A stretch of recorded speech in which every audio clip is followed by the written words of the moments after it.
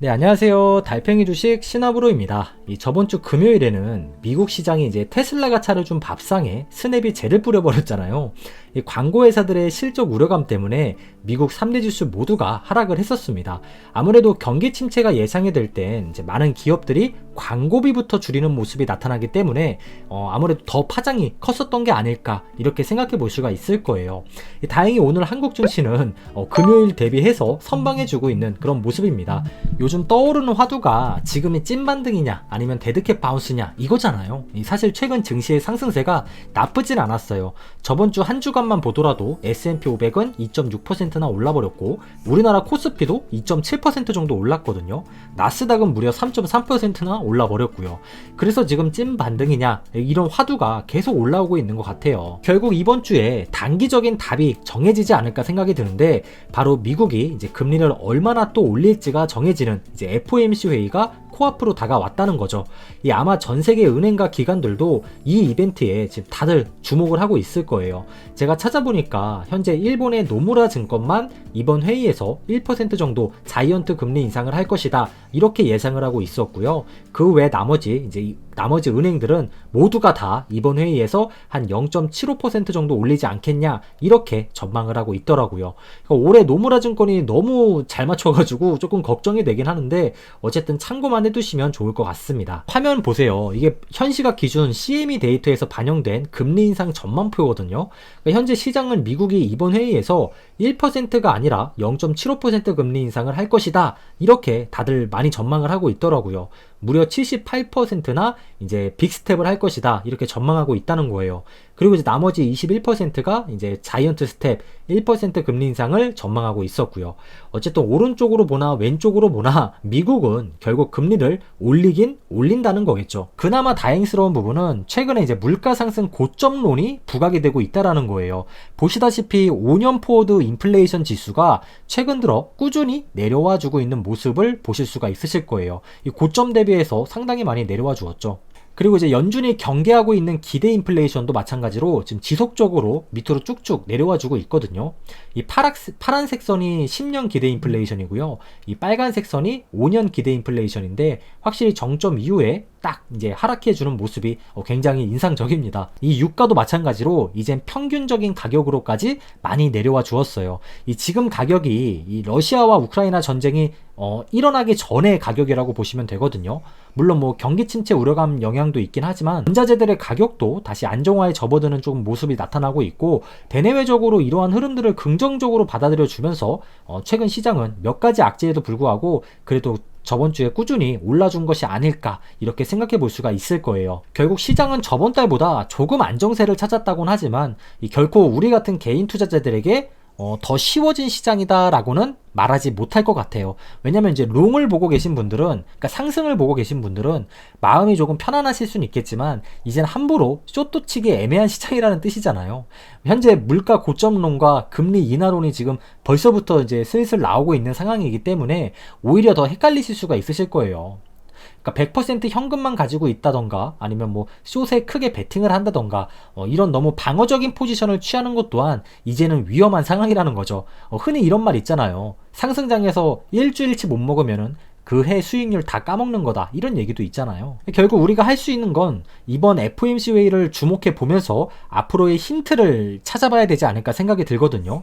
일단 인플레이션은 꺾일 가능성이 크죠. 언젠가라도 꺾일 거예요. 인플레가 꺾이는 것은 시장에게도 큰 호재고요. 하지만 아직 넘어야 할 산이 하나가 더 있잖아요. 바로 경기 침체 우려감 그리고 경기 침체로 인한 기업들의 이익 감소 악재 이거 두 개잖아요. 그래서 이제 저는 한동안 배당주 그리고 배당주 중에서도 이제 실적이 탄탄할 수 있으면서도 좀 방어력이 높은 주식들로 계속 비중을 조금씩 늘려나가고 있습니다. 아마 이번 주 열릴 FOMC 회의에서도 분명 현재의 고물가를 중심으로 해서 이제 이야기를 이어나가지 않을까 생각이 들거든요. 이 말인즉슨 현재 연준의 강력한 긴축으로 인한 부작용에 대해서도 이제 많은 이야기가 나올 수 있다라는 거예요. 이번 회의에서. 안 그래도 오늘 그 오전에 속보로 이 속보가 나오더라고요. 경기 침체 기미가 안 보인다. 이렇게 이제 옐런 재무장관님이 말씀을 하시더라고요. 근데 뭐 맞는 말이긴 해요. 현재 증시가 우려하고 있는 건 앞으로의 다가올 경기 침체 우려감이잖아요. 근데 지금 이렇게 옐런 재무장관님이 지금 말씀하시는 건 현재를 포커스로 맞추고 있는 거죠. 사실 옐런의 말대로 현재 경기 침체를 뭐 뚜렷하게 나타낼 만한 그런 지표가 전혀 보이질 않고 있어요. 미국 산업 생산률도 마찬가지고 고용 지표만 보더라도 오히려 코로나 이전보다 더 좋은 상황이 지금 펼쳐지고 있으니까요. 그래서 저는 이제 이번 FOMC 회의에서 힌트가 나오지 않을까 생각이 든다는 거예요. 이 연준도 경기 침체 신호를 작은 것이라도 이제 앞으로 애써 모른 척 하기는 좀 어렵잖아요. 거기다가 현재 금리를 너무 공격적으로 올리다 보니까 미국이 경기 침체 우려감이 지금 계속 고개를 들고 있다라는 건데, 나중에 실제 경기 침체라도 오게 되면 어떻게 되겠어요? 결국 연준이 원인 제공자로 찍힐 수도 있다는 거예요. 그러니까 그렇게 되길 원하지 않겠죠. 자기 자신들이 될 것이라는 것 때문에 이런 불명예를 뒤집어 쓰지 않고 싶어 할 거예요. 그래서 아마 이제 FOMC 회의에서도 어떠한 이제 금리 인상 중단하는 시점이라던가, 그러니까 어떤 힌트들을 좀 조금씩 던져주지 않을까 싶기도 하거든요. 왜냐면 지금 기대 인플레이션이 조금씩 잡혀가고 있는 모습이 보여지고 있으니까요. 물론 개인적인 희망사항이기도 합니다. 실제로 타이밍이 딱 그래요. 과거의 경기 침체를 간단히만 살펴보더라도 결국 연준의 긴축으로 인한 이제 경기 침체가 발생됐던 적이 한두 번이 아니었잖아요. 그래서 분명 연준도 신경을 많이 쓰고 있을 거란 말이에요. 어쨌든 그러니까 우리 한번 지켜봐 보자고요. 기대 인플레이션을 꺾는 데는 연준이 이제 했던 약속을 지키긴 했어요. 잡아버렸죠. 이제 시장은 인플레가 잡힌 그 이유를 벌써부터 지금 내다보고 있기 때문에 연준도 아마 이제 회의에서 조금씩 이제 금리 인하 시점이라던가 이런 힌트를 조금씩 던져줄 시점이 아닐까 생각이 들더라고요. 앞으로의 시장은 굉장히 재미있어질 가능성이 높아요. 시장이 마음 내키는 대로 흘러갈 가능성이 높다라는 겁니다. 그러니까 지금 시장 상황이 좀 웃기잖아요. 긴축의 정점 기대감으로 오를 수도 있는 시장이긴 하지만, 반대로 말하면 이거를 인플레가 잡히는 거를 경기 침체 신호로 받아들여가지고 기업들의 실적 둔화라는 명목으로 또 시장을 내릴 수도 있는 그런 시장이에요. 양날의 검이죠. 그러니까 결국 시장 앞에 겸손해져야 하는 이유 같습니다. 시장의 마음을 우리가 헤아릴 수는 없을 테니까요. 시장의 속을 당최 알 수 없으니까 시장이 오르나 시장이 내리나 아니면 횡보를 하나 그 어느 순간에도 즐겁게 매수를 할 수 있는 그런 신념 있는 투자자가 되기 위해서 저는 많은 노력을 하고 있습니다. 특히 안전하게 자산을 증식시키기 위해서 장기 투자란 것을 진행해 왔었던 거고, 장기 투자를 더 안전하게 하기 위해서 분산 투자 그리고 적리식 투자를 꾸준히 해오고 있던 거예요. 그러니까 앞으로도 저는 이 투자관을 반드시 유지할 거예요. 절대로 시장 앞에 자만하지 않을 겁니다. 그동안 원금을 잃지 않으려고 노력을 하다 보니까 배당은 자연스럽게 늘어났고요. 자본 증식 또한 가능했었다고 저는 생각이 들거든요. 제가 잘나서 번 게 아니라. 그리고 또 하나가 장기 투자를 하면 제가 느낀 게, 시장이 오르고 내릴 때도 분명히 있지만 이 체감상 보통 시장이 횡보를 하는 경우가 거의 50% 60% 이상이었단 말이에요.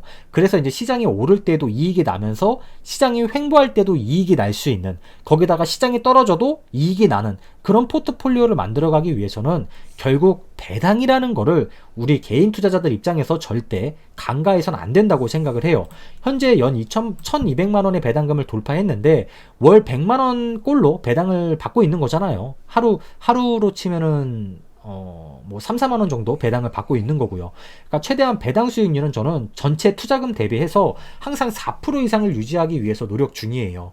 일단 제가 1200만 원을 돌파하면 제가 느낀 감정이, 배당 투자를 앞으로 더 지속해 가서 나중에 만약 제가 연 2천만 원을 돌파하게 된다면 굳이 내가 따로 30%의 현금을 보유할 필요가 없을 정도로 매력적이다, 안전하다, 마음도 편하면서, 그러면서 또 상승장이나 하락장이나 횡보할 때 그 어느 순간에도 이게 자본이 꾸준히 늘어나는, 그러니까 아주 매력적인 투자 방법이라는 거예요.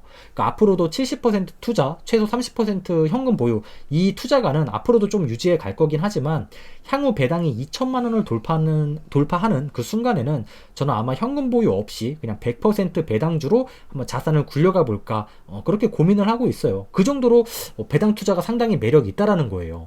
어제도 한 구독자분께서 이런 댓글 달아주셨더라고요. 연 2천만 원 넘으면 또 그 건강보험료 이거 좀 많이 내야 되는데 괜찮은 거 맞냐고. 그래서 제가 미국 주식과 더불어서 한국 배당주에도 투자하고 있는 이유예요. 이게 아무리 이게 우리가 사람이잖아요, 여러분. 이게 시간, 월급 이것만 있으면 누구나 장기 투자할 수 있다. 말은 쉬워요. 하지만 또 당장 받는 배당금이 적으면 이게 또 힘들어지거든요, 버티기가. 뭐 간에 기별도 안 하고. 그래서 저는 항상 이제 교체 매매도 진행하면서 많이 갑자기 이상 급등하면 교체 매매도 하면서 항상 배당 수익률 4% 이상 유지하려고 노력하고 있고, 배당 성장은 미국 쪽으로 많이 치우쳐져 있어요. 그리고 이제 배당주, 교체 매매, 자본 수익과 배당 수익률은 이게 국내 주식으로 좀 많이 쏠려 있거든요.